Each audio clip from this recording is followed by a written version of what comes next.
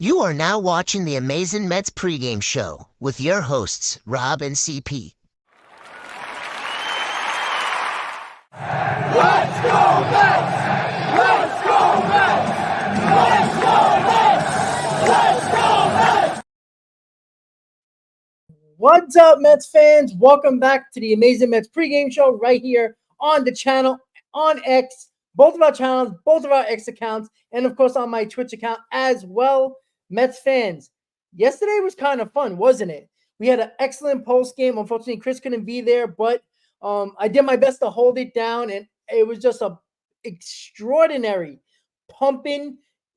Just the atmosphere in the post game felt like Citi Field. Like that's the way it felt. The fans showed up. It was energy upon energy upon energy last night, and it's going to be rocking again tonight as the Mets did win 10-6. It got a little fishy in the seventh, but Garrett Stanek and Diaz held it down, and the Mets offense did come alive yesterday for the first time in team history, scored 10 plus runs in 3 consecutive games. The 2024 Mets did this, guys. The 2024 Mets did this as he's spanning those W's right now. So, Chris, how are you doing, buddy?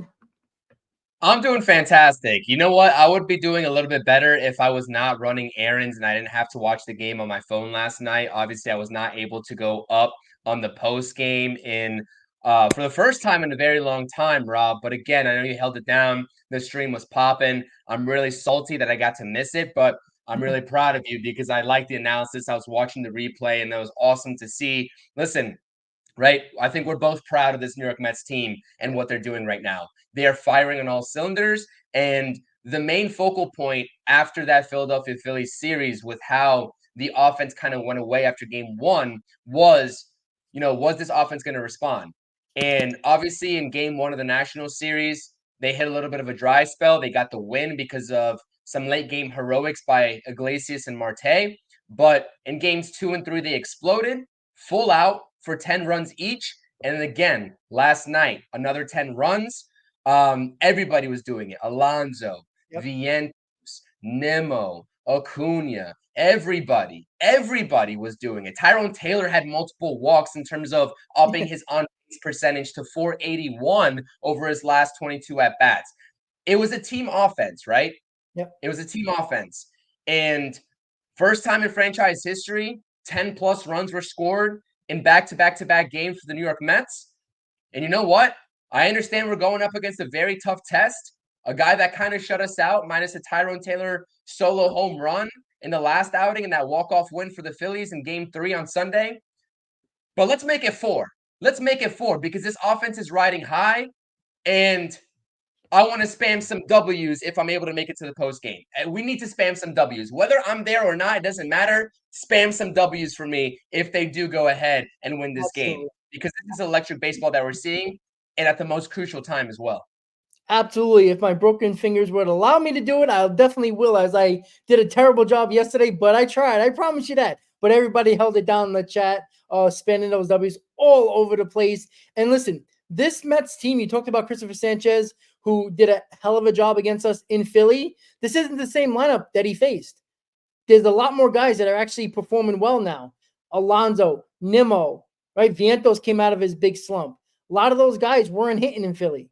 So it's a huge difference, and this is a totally different lineup. And yes, and you said it in the group chat, Rob, you got to give praise to Pete Alonso. He deserves it. He's been really damn good over this last stretch of games, about 5 games or so, where he's really starting to put good at-bats together. Listen, everybody likes the home run ball. This is the only thing I kind of care about at this point with Pete Alonso. Not average at all, not carrying this team on his shoulders. The home run ball is where he needs to do it at, especially with runners on base. And for the most part, he has been doing it. And I said, do it again. 1 day is not enough. 2 days is not enough. Well, he's done basically a handful of games now. And it seems like ever since that meeting, he kind of, came out of his shell. And you know what? Good for him. Good for him.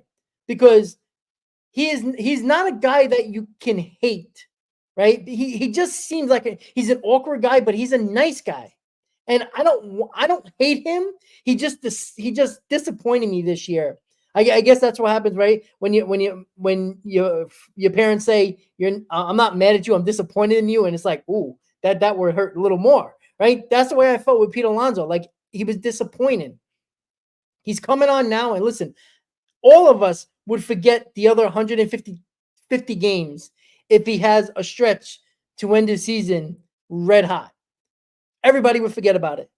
And if he goes on into the postseason and does what he needs to do, we'll all forget about the season and the lackluster runners in scoring position, production that he lacked. And look, good for him, right? I have nothing else to say. He's making me eat my words. I said it 100 times. I hope he lets me eat my words on a stream over and over again, because that means he's doing well, and most likely the Mets are doing well as well. And look, the lineup all around is just doing well. And people are a little bit upset that Alvarez is not in the lineup and Tyrone Taylor is not in the lineup today. But in my opinion, you can't get mad at any lineup anymore. Like, they find ways to do the job. And Chris, I'm excited. I can't wait for tonight. I can't wait for an hour and 20 minutes, because I'm just ready. I got my hockey Mets jersey on, the giveaway. Somebody sent it to me. Sean, the subscriber, sent it to me in the care package. So I'm wearing it to support him and to thank him and to support our Mets. That's a pretty sweet jersey. So shout out to that one subscriber that sent you that. That is pretty sweet. I like that a lot. I'm a big fan of that. So a couple things here. Obviously, first and foremost, if you guys are here, whether you're Mets fans, and I know there's a lot of non-Mets fans in here talking about MVPs and how Lindor won't be the MVP, just hit the thumbs up button for us. We appreciate you all taking the time to be here with us anyways. It doesn't really matter whether you're a Mets fan, whether you're not. Who cares? Thumbs up. Appreciate you being here. But for you Mets fans in here in the chat, we appreciate you that much more as well, because we're kind of on the same side here. Obviously, no Lindor in this lineup tonight. But a couple things here. Again, the shameless plugging in all the videos that we do. I dropped a stream yesterday. I did an early stream because I wasn't able to do the pregame or the postgame stream. So I went live at 2:15 p.m. Eastern Standard Time on my channel. And one of those talking points was about Kodai Senga and about whether he was going to be making his way back or not. Well, thanks to Ethan in the chat here, who is a beloved Mets fan, and I know he's a Mets fan as well. Kodai Senga, 30 minutes ago, they just announced that he's going to be making a rehab start tomorrow, I believe, in AAA. We'll see how long he goes. We'll see if it's just an inning. We'll see if it's 2 innings. But that is pretty significant news in terms of him making a little bit of a speedy recovery to be whether it's in the Mets rotation or the Mets bullpen. It doesn't matter at this point. Any single time I see Kodai Senga out on that mound, it's always great news. Hopefully, he's able to maintain that 100% feeling status. I know that he was kind of telling the reporters that he was only 70 to 80% healthy and what he felt like a couple days ago. So hopefully that's 100% now or by next week. And hopefully you can make some meaningful contributions. But again, this is absolutely awesome in terms of the atmosphere that's surrounding this Mets fan base. We not only see it in our chat, right? Your chat on your live stream and my chat in my live stream. By the way, make sure you go ahead and check the live stream poll that I dropped, because I said between Jose Iglesias and Pete Alonso, who's going to maintain their hitting streak tonight, right? Who's going to maintain that hitting streak? Pete Alonso is riding a 7-game hit streak. Yes, he's been doing it with the long ball, but honestly, I feel like he's been doing it in a lot more ways than long ball as well. And he's starting to produce better at-bats. Again, another guy that's producing better at-bats that was struggling before, Brandon Nimmo, right? Brandon Nimmo in that 5 spot had the home run last night, and he's looking like he's hitting the piss out of the ball. And hopefully he just straightens it out like he did last night and not going foul to the right field side. But the other guy as well, Francisco Alvarez, and I know Luis Torrens is starting instead of him today. I know that JD Martinez, right? A lot of people are like, why are we seeing JD Martinez? If you're going to give Alvarez the night off, right, in the field, you might as well substitute him in for DH because he's taking the better at-bats. Francisco Alvarez is making an impact with his bat. You see him taking advantage of mistakes location-wise on that high pitch and just absolutely demolishing the baseballs. And his celebration, that bat flip, and the way he took the Mets dugout last night fired me up, Rob. It fired me up. So again, this lineup through and through, especially the guys that have been struggling, have really been turning it around, really. They've been producing, like, top to bottom. Outside of maybe JD Martinez, I am confident in the at-bats that every single one of these guys are taking. So Yep. ride that into today. Obviously, Christopher Sanchez is not going to be a cakewalk of a start that you have going in opposition. Taijuan Walker, I said it in my stream yesterday. You talked about it on the post game in Game 3 versus Nationals that we did together. Like we have we really have the advantage in the starting pitching matchup between Taijuan Walker and Luis Severino. So take advantage of it. And they took advantage of that matchup full throttle because it was just home run, left and right, hard contact, aggressive swings. The thing that stands out to me, I should say, about this Mets fan base and the swings that they were taking last night, they seemed intentional. Yep. And they seemed like they were not guessing up there at the plate, right? They were swinging with an intent to do damage. Yeah. And when we see the Mets lineup not clicking and not rocking on all cylinders, they're a little timid up there. It's almost like they're guessing on what pitch is going to come next, like JD Martinez and Pete Alonso, namely. But yesterday, I saw a different variation in terms of the intention behind those swings. Mm-hmm. I hope that carries over into tonight. Yeah, and look, last night was a statement game. I said it in the post game of the National Series leading up to the Philly series, and we talked about it, right? Where was the pitching matchup that favored the Mets the most? I talked about yesterday with Severino and Taijuan Walker. The Mets should have hit Taijuan Walker prior to the game, obviously. They should hit him, and Severino should do the job. Now, Severino wasn't great by any means, but he was good enough. He was solid. And when you have a lead like that, it's okay. You're allowed to make a couple of mistakes. It did get a little fishy, but I thought this first game what needed to be in the Mets win column, because it would have been a very big disappointment if the Mets would have lost yesterday with Severino on the mound and Taijuan Walker on the mound for the Phillies. It would have been going into today. It would have been a must win, to be quite honest with you, regardless of what the Braves or the Diamondbacks did or the Padres. It would have been a bad feeling where Nimmo called out the fans showed up, and the Mets didn't show up. But they did.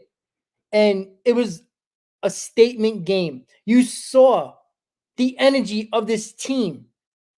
They felt it, the energy from the fans, and it just all came together yesterday, and it was perfect. And going back to Kodai Senga, when Stern says, "Oh, he's going to make a rehab start," that caught my attention. I was like, "What?" Because I was cleaning up around the house, and I had him Stearns on in the background, and I heard him say that, and then I stopped. I was like, "Wait, he said rehab start?"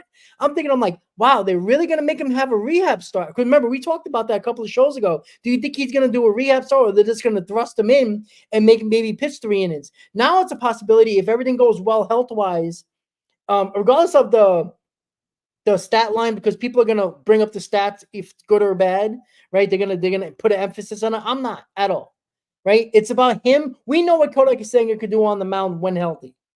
Regardless of his stat line, if he comes out of that healthy, there's a pretty good chance he can be coming into his next start after this rehab start in the Atlanta series, most likely, if not the Milwaukee series. Do you think he's going to actually start, Rob? Because this is what I said yesterday, because him saying that he was 70 to 80% healthy and what he felt like, and he needs to get up to 100, coupled to the fact that he says that he's only going to make an appearance with AAA for about an inning or two, doesn't really give me the full confidence that he's going to ramp up in time to make a complete start for 5 or 6 innings for the Mets. So it might be a start that's 3 innings and you have to bring in the long reliever, maybe a Jose Buto, etc. That's fine, but I wouldn't expect anything drastic out of Kodai Senga his first time around if he does make it back up to the major league team in Queens next week. Yeah, you know what? I don't know. I doubt they're gonna put Kodai Senga in the bullpen. I don't think they're gonna do that. Especially coming back from injury, maybe they'll have him set up with a Tyler McGill start, where Tyler McGill is supposed to go that day, and you put Senga in for 2 innings, and then McGill coming in, or vice versa, start McGill and then put Kodai Senga in, but I don't think they want to mess with him like that and put him in a situation. I'd rather him start the game. They might put him in for 2 innings and have McGill piggyback off of him in that game. Now, I would still be weary they're going to do it during the Atlanta series. And again, look, best case scenario, the Mets are up a game or 2 or 3 games and have, a pretty good grasp of one of the wild card spots, and a loss or 2 here, or just Kodai Senga is not going to do major damage if he doesn't pitch well. I wonder if it comes down to circumstance, not where they think he should pitch. It's if the Mets are in a good spot in game, when there's 4 games left, are they going to put him in the Atlanta series? What if his spot is the 3rd game in Atlanta and the Mets win the first 2? Well, you're probably going to take that chance and put Kodai Senga out there because you're kind of playing with house money at that point. You got the tiebreaker against the Braves. I think there's a lot of scenarios, and I don't even think the Mets really know when they're going to use Senga because he's going to come back. He's going to pitch at some point in one of these last games of the year, and it's seeming like either Atlanta or Milwaukee, definitely not Philadelphia. So it's going to be very interesting. And again, there's no reason why we shouldn't trust Stearns and the staff because they're going to do everything they can to put him in the best possible spot possible to succeed to the best of his abilities if he's healthy. Yeah, I think that's a great point. Honestly, like I said, if you're expecting Kodai Senga to come back and pitch, 5, 6 innings in his first appearance, you're sadly mistaken because he doesn't have that luxury of time at this point to ramp up all the way as he normally would. And there's no way in hell the Mets organization and the training staff would allow him to go ahead and re-aggravate such an injury by extending him just out of desperation because the Mets are in playoff contention. Any contribution from Kodai Senga is better than 0 out of him. So it doesn't matter what role he would come back in, whether it's an opener for the first couple of innings. And then, but the thing is like, we say Tyler McGill, they also have no luxuries unless they're going to shorten this rotation here for the last 9 games. They have no luxuries of throwing Tyler McGill right in a game that's not his start. They don't have any luxuries of doing that. What I can see though is I can see Senga and Blackburn coming back at the same time and piggybacking off of each other because Paul Blackburn also, there's some exact news that's been surrounding him with that spinal fluid leak. He's getting injections and he's kind of like feeling a little bit better is what I've heard. So if he's able to make another rehab start, or maybe he doesn't because he made the rehab starts before and then they just sort of told us that he was experiencing lower back discomfort. Maybe they come back together at the same time. I'm just spitballing here. I don't know for a fact. I don't know if it's going to happen, but I'm saying like it's either going to be Paul Blackburn or Jose Butto after Kodai Senga, because at this point in the season, if you're still sticking with the 5-man rotation, if you're not shortening it, then Tyler McGill is going to have to make a start, right? At least 1 more, if not 2, for the rest of the regular season. And that's just not plausible to me. So I don't know. That's kind of my feeling toward the situation. Yeah. I don't mind that scenario at all with Blackburn and Kodai Senga, piggybacking off each other. But I still think it's going to come down to circumstance. Like, are you really going to risk Kodai Senga and Blackburn their first time back after injuries in a game that we really must win? Like, how long is their leash? Like if Kodai Senga doesn't have it in the first inning and it's trouble, they're not going to leave him out there to die. So they're going to bring in Blackburn. What if Blackburn doesn't have it? Now you went through 2 guys in say 4 innings, and you're trying to catch up here, and it's a huge game. And that's the thing. Like you can't really bring these guys in the bullpen because they're coming from injury, and both of them are not used to that. So it's going to be very interesting. And again, I'm trusting Stearns. I'm trusting the staff. I'm trusting the medical staff to know what they're doing because they've proven time and time again with the roster moves, putting guys in certain positions at the right time.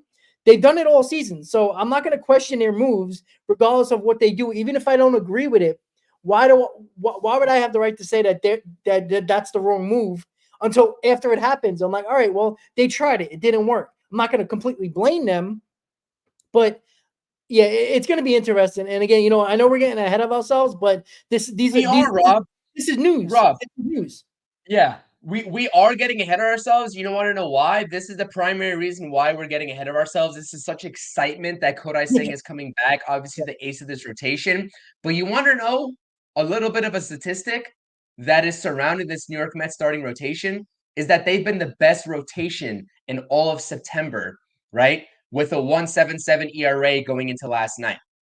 So, yeah, I think this rotation has been pretty solid enough, and they've put this team and this organization in prime situations to win ball games. And any other pitcher, right, in this rotation that they get is just a luxury. It's not a need at this point because every single person that goes out there every fifth day, at least in the month of September, has been killing it. From Sean Manaea all the way down to Tyler McGill. Luis Severino, Jose Quintana, David Peterson, everybody in between, they've been killing it.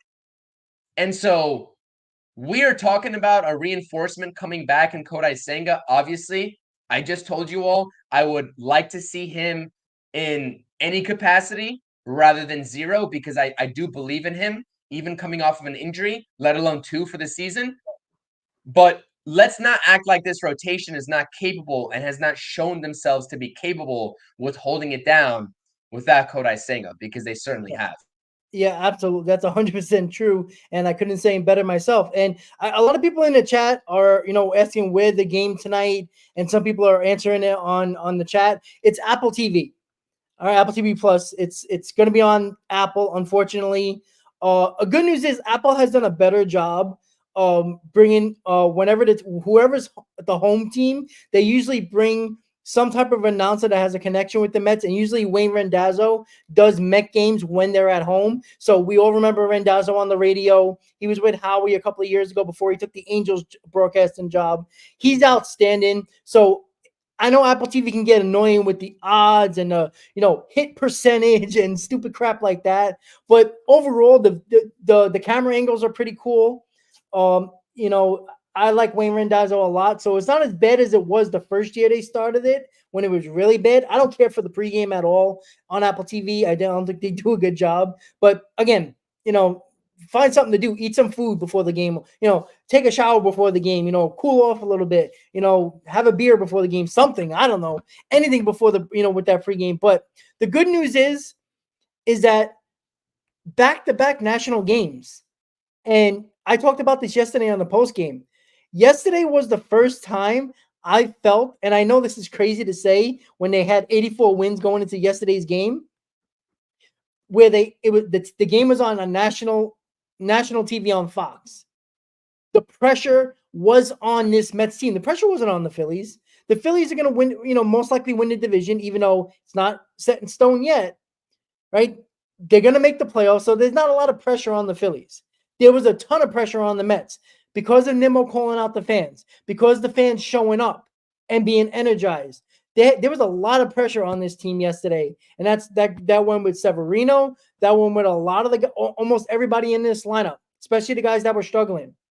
So this was the first time national TV in a big pressurized situation where I saw this team step up in that moment, Chris, and that, I'm not going to say shocked me, but it was noticeable. I was like, huh, you know what? Maybe they do have a pair between their legs. Because we talked about that they felt like they were spineless for so long. When the pressure hit them, they never fought back. They never stepped up to that moment, to that pressure. And it felt like they finally did that yesterday. Now, I know there was other big games, but some of them were on the road, some of them were at home, but it just felt like yesterday was all eyes on the Mets and the Phillies, right? And the place was packed.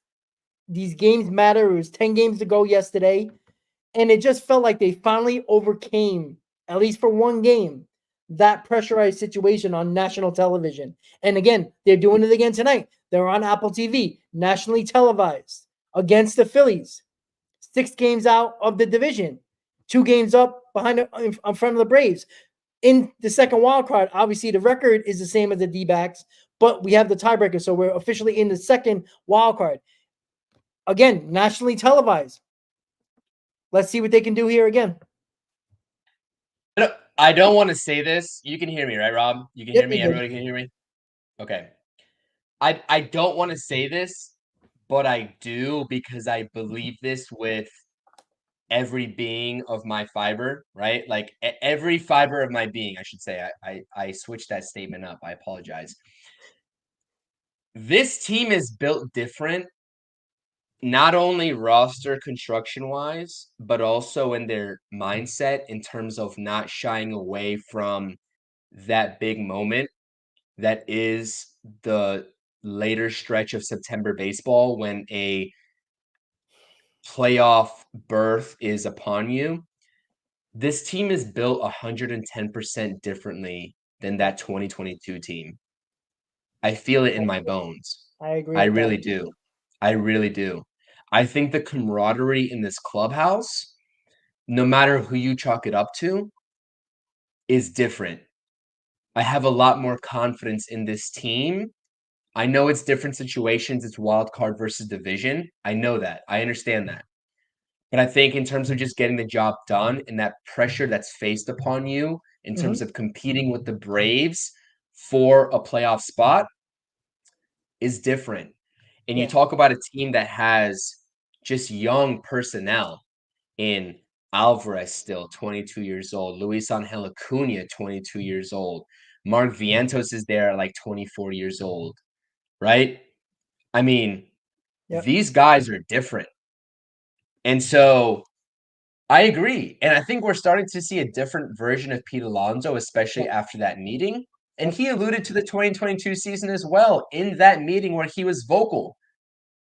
I don't know. Like, there's nothing statistical to even back this up, other than the fact that the Mets have the best record in September in the entirety of the MLB.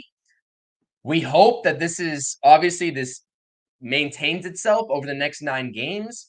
But I just get a different feeling in terms of how this clubhouse is gelling.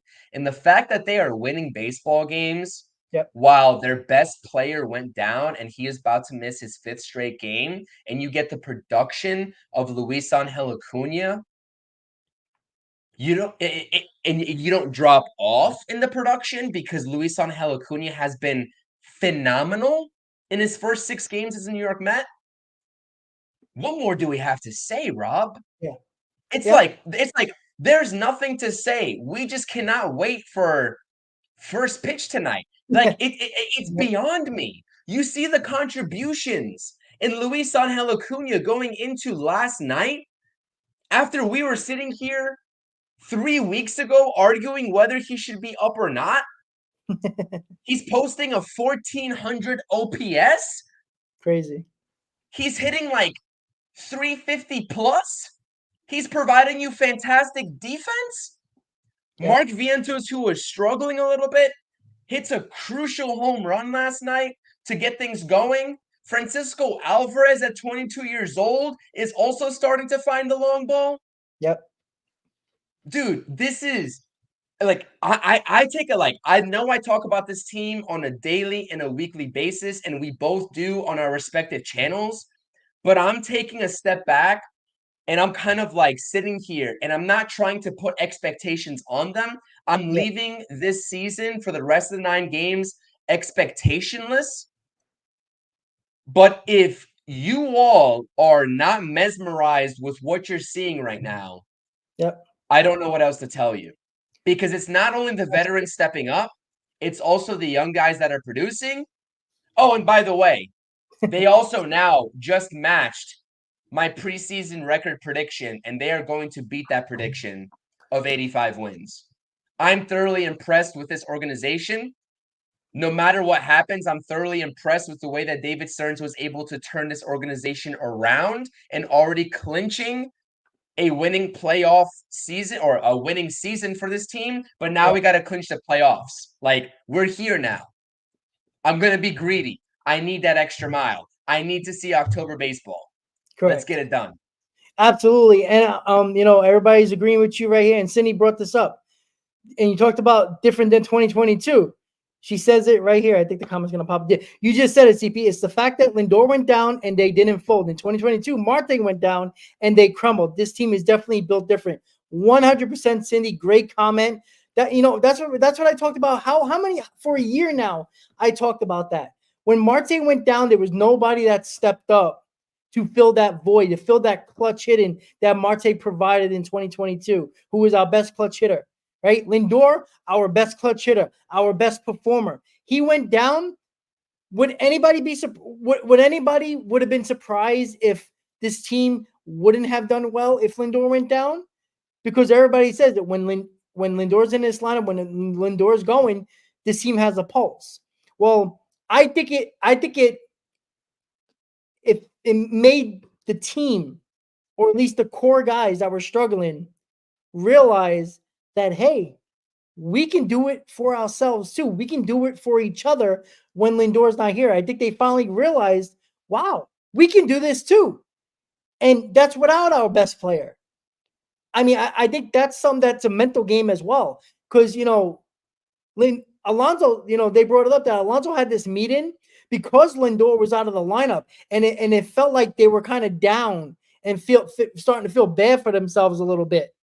Similar to what they did in 2022 where Marte went down, when everything was spiraling out of control. So for Alonso speaking up and realizing maybe the vibes or the vibes of the clubhouse was kind of down a little bit because Lindor wasn't in the lineup and we just coming off a Philly series loss with the final 4 series ahead. You know what? It's great that Alonso picked up on that and spoke up about it and spoke on his feelings about 2022 and how they were disappointed and that they didn't finish the job, and talked about not celebrating when they actually clinched a playoff berth because they didn't win the division yet and they never actually got to celebrate during the season for making the playoffs. And he says, finish the job. That's what he said in the meeting. Finish the job and we're going to celebrate as a team for making the playoffs. And that was amazing coming out of your shell moment for Pete Alonso. And it clearly, I think, made him take a sigh of relief and just take a deep breath and just concern yourself about baseball and doing the job in every moment, not just big moments, but every moment, doing your job. Pete Alonso hasn't done his job enough, especially in runners in scoring position. As of lately, he has been. And we can talk about it. It could have been the meeting.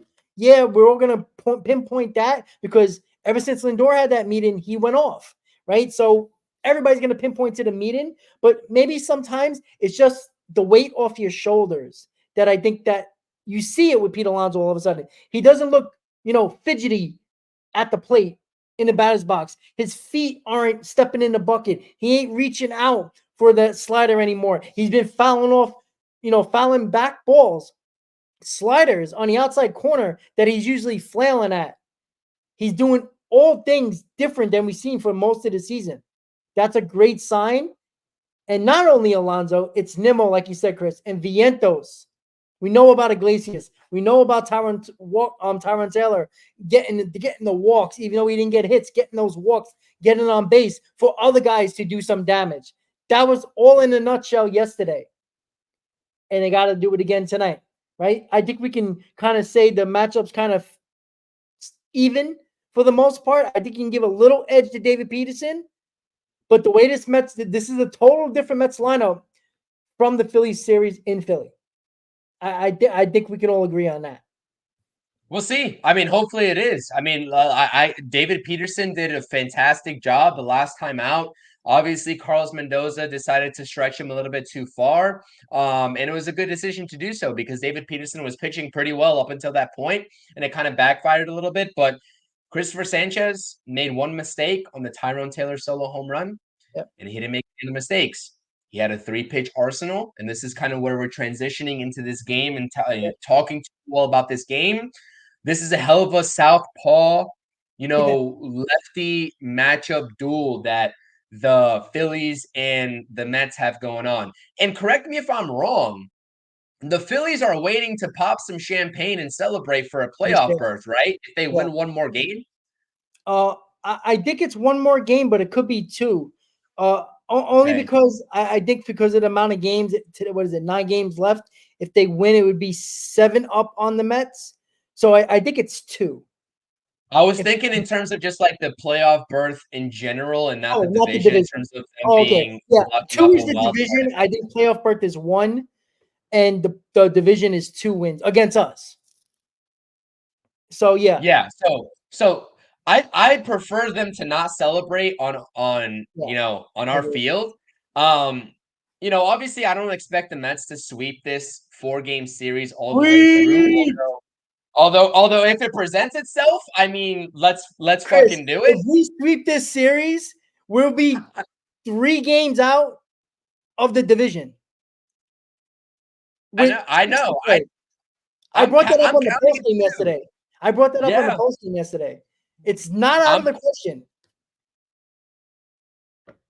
I'm counting it too, Rob. I'm counting it too. But again, like I'm a little bit more realistic, and like I know Yeah, that they're probably not gonna sweep this 4-game set. But again, it's a game by game basis. Again, we have to go back to the roots. We have to see, how this matchup unfolded yeah, last Sunday versus this Phillies team. And we have to do our due diligence in terms of not making the same mistakes. yeah. Obviously, David Peterson and Christopher Sanchez both. It was a head-to-head battle. The Mets went up on a solo home run, and then Peterson faltered after he was stretched one more inning. Yep. And then Edwin Diaz made that mistake pitch in terms of the 0-2 fastball that he left in the zone to JT Realmuto in the 9th inning. So again, like Christopher Sanchez, like let's make it known right now that this guy's the real deal. If you take a look at his Savant page, it's all red. Yeah. He threw 3 pitches and 3 pitches only against the New York Mets last time out, and being a sinker, 45 pitches, changeup, which is 30 plus, and I believe a slider at only 11, or was it a changeup? Either the changeup or a slider. I forgot what his third pitch was, but he only threw it for 11 times. He's the real deal. But again, like you said, this offense, the mojo, they're clicking on a different cylinder than what they were clicking on just, 5 days ago? Yep. Less? So I agree with you 100%. You have to take meaningful swings. Attack Christopher Sanchez early in the count. Do not wait to get 1-2, 0-2 on him, and then you're guessing which pitch he's going to throw because all of his pitches are effective. If you Yep. get a sinker at the very minimum, I know it's still running. I know it has insane break on it. But again, it's the closest variation of a fastball you're going to get from him. You got to take advantage of it early in the count. So I would love for the New York Mets to put up some runs for David Peterson.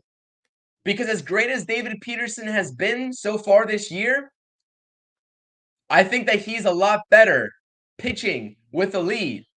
Because I don't have to go out there inning by inning or half inning by half inning and wondering when the Phillies are going to break through against David Peterson. So listen, game by game, we'll take it as such. We would love the sweep, but we need game 2. We need game 2 because that sets up game 3. And if it's a game 3 loss, it sets up the Sunday night matchup between Tyler McGill and Zach Wheeler. We need, bottom line, no matter how it happens, whether they win tonight and take the next 2, or whether they lose tonight, or whether they win tonight and take tomorrow or game 4, or lose tonight and take the next 2, we need 3 of 4. That is the minimum that I've set in terms of the expectation for this series. So we'll see how it works out. Yeah, look, I want 3 or 4. I want 3 out of 4 as well. Not only that, it gets us a little closer to a quote unquote division, but it kind of really puts it.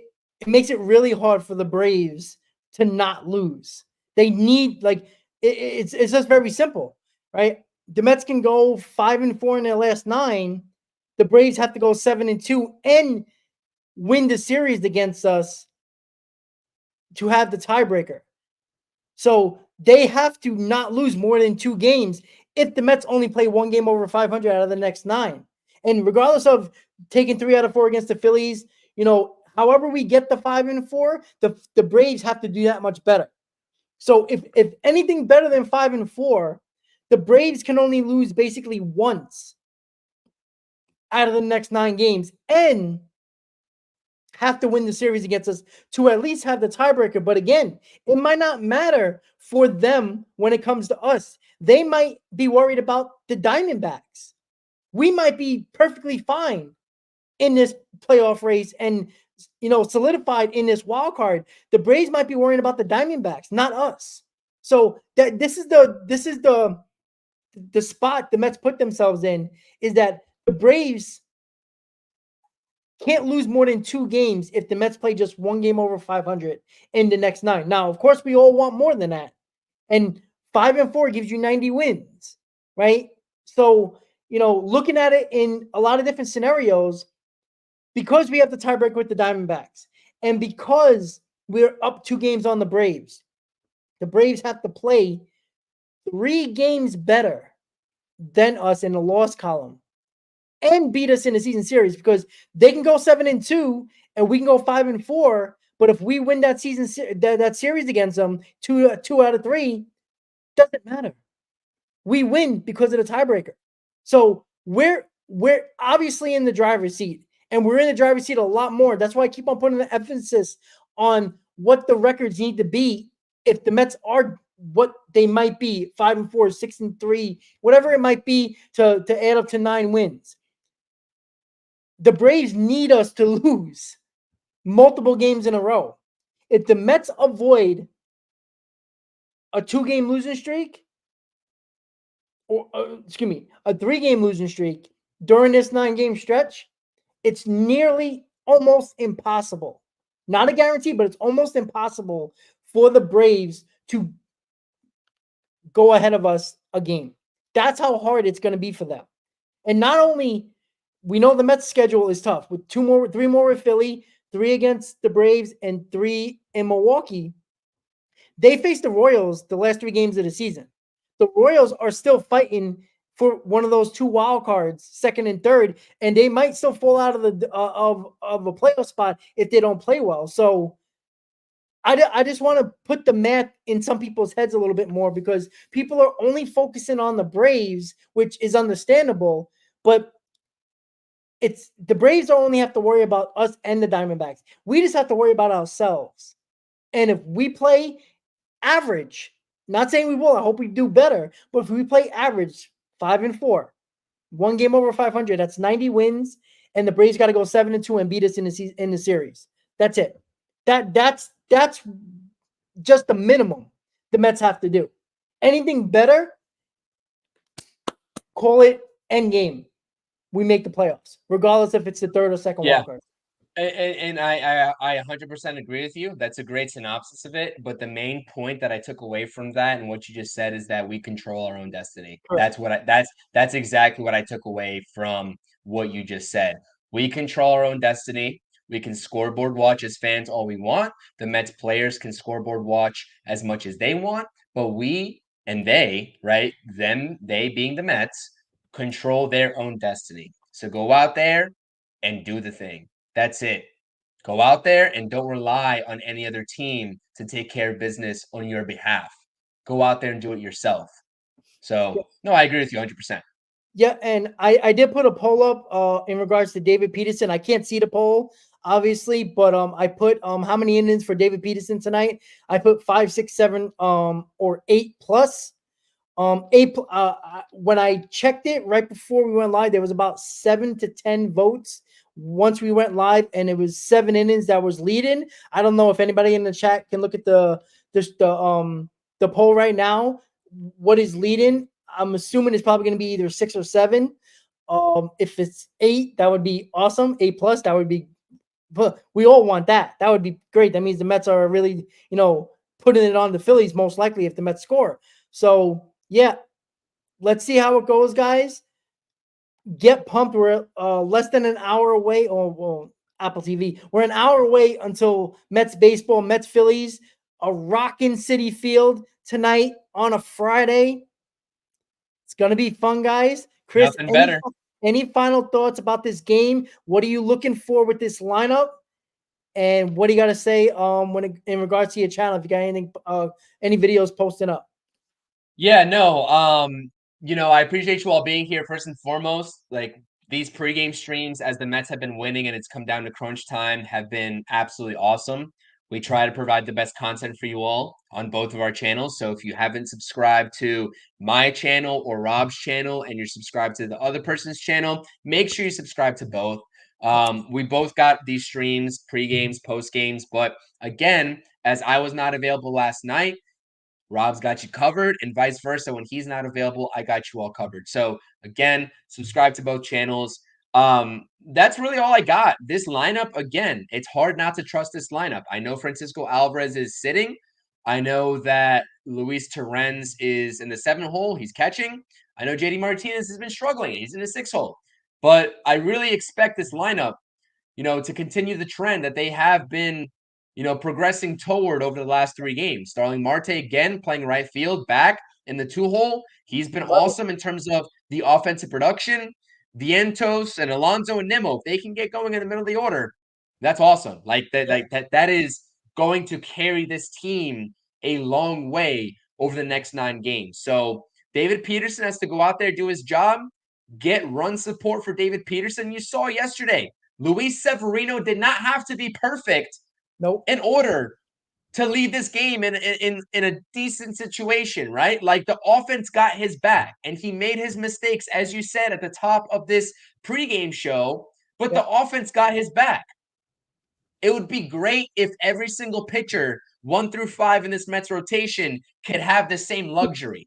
And I would love for that to happen with David Peterson again starting tonight against a solidified pitcher over there in Christopher Sanchez for the Philadelphia Phillies. So we'll see what happens tonight. Again, it's crunch time. It's great. This is a playoff baseball atmosphere at this point. Even though it's not playoff baseball, it feels like it has that kind of atmosphere, and we love it. And for Justice in the live chat that's asking for a prediction, I'm not giving you one. Every time we give a prediction, it goes south. So I'm not even Exactly. giving a That's what I prediction. was going to say. I'm not doing it. I'm not doing it. Yeah. Last thing, the live chat poll on my stream, it seemed like the consensus was both of Pete Alonso and Jose Iglesias were going to maintain their hitting streak. But beside that, because I know that's the popular answer amongst Mets fans, it seemed like Jose Iglesias was leading Pete Alonso in terms of people believing, between the two, who was more likely to extend their hitting streak. So again, Iglesias is riding a 13-game hit streak, if I'm not mistaken, and Pete Alonso is riding a 7-game hit streak. It'd be great to see them both extend it tonight, but it seems like the majority of you all are rocking with Jose Iglesias over Pete Alonso to extend that hit streak. We'll see exactly what happens. Both of these guys, this whole lineup is going to need to be producing for the New York Mets to get to where we want them to be. So I appreciate you all. Thank you so much. And again, Luis Angel Acuna, if you're worried about his AAA stats, I got nothing for you. I'm enjoying this ride. I'm enjoying this wave. And whether you agree or not that he can maintain this pace for his entire career doesn't quite matter because we need him to get into the 2024 playoffs. And he's been holding down his own in the absence of Francisco Lindor, which is the main piece. So believe in the kid. I believe in him. You should too. Let's go Mets and let's grab a Game 2 victory. Let's do it. Absolutely. Get it done. Get that W. Just win, baby, as Chris likes to say. Just do your job. Do your job, and there's a pretty good chance the Mets are going to win a ball game. And just so everybody knows, on my stream right now, once the stream ends, it's going to redirect you to the post game. Make sure you hit on that like button, everybody. You guys did a great job yesterday on waiting after the pregame ended, and it took you over to the post-game stream, so you can hit that like button early. Please do that again today. So wait after the stream is over. It's going to take you right to the post-game stream. Hit that like button. The more likes we get before the stream starts, the more it's going to stick at the top of the list. And it did outstanding yesterday post-game just for – it was like 15 to 16 likes before the stream even got started. And it ended up being like near 70 likes by like a couple of hours ago. So make sure you hit that like button early and get to that post-game stream and hit that like button, guys. Most likely Chris is not going to join me. There's like a 95% chance I'm going to be doing a post-game. As long as I don't get called into work, I'm doing a post-game. But I will let you guys know on my community page. If it gets canceled, I'll let you know on there. So make sure you have your notifications on as well. One more thing for me. I might not be available. We'll see if I'm available for the post game today. It's still a little bit of a chance that I'm available. But if I'm not, I'll be here the next 2 days. Please, if you are in the chat, whether you're with Rob or myself, subscribe to the channel. Again, I'm at like 960 plus subscribers, working my way to 1,000. 1,000 has been the goal on my channel for quite some time. I started about a year and a half ago, so I'm just trying to get to that goal.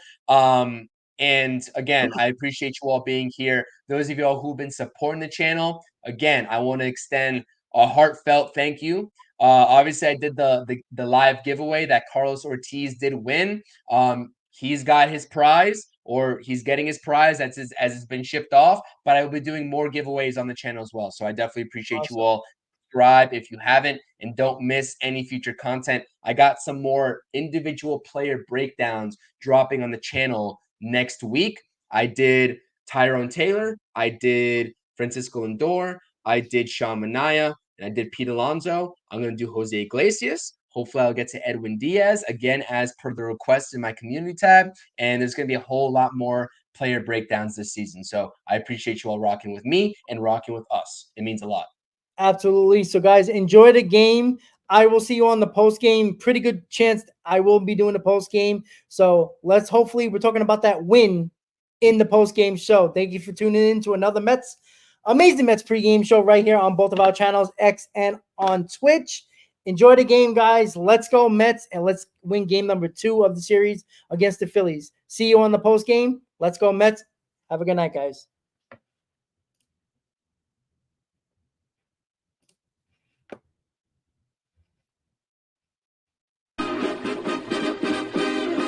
Meet the Mets, meet the Mets. Step right up and greet the Mets. Bring your kiddies, bring your wife. Guaranteed to have the time of your life, because the Mets